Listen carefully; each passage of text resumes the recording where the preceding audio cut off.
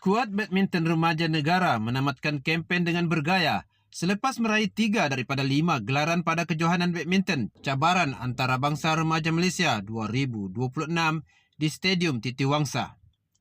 Malaysia terlebih dahulu memastikan gelaran bergucampuran menjadi milik negara apabila aksi final menemukan dua pasangan tuan rumah. Irfan Shazmir dan Nur Aina Maisara mencipta kejutan apabila menewaskan pasangan pilihan utama Ahmad Ridwan dan Teh Siyan 21-12, 21-18 dalam tempo 31 minit.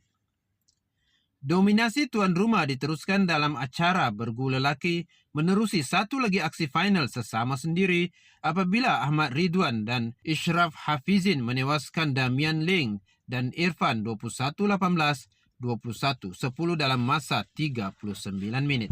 Pemain perseorangan lelaki negara Tiao Wei Ji melengkapkan kejayaan Malaysia apabila menghadiahkan gelaran ketiga selepas mencipta kejutan menewaskan pilihan kedua dari Thailand, Punatat Prem Pumpong 21-16, 21-11 dalam tempo 47 minit.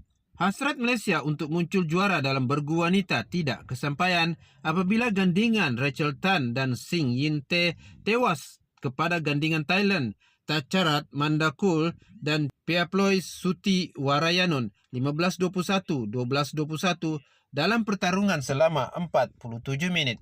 Dalam pada itu, acara perseorangan wanita menyaksikan pemain Thailand Kung Kwau Kakanik berjaya menjadi juara selepas menumpaskan Chin Yung Chen dari Taiwan 21-19, 21-15 dalam tempo 43 minit.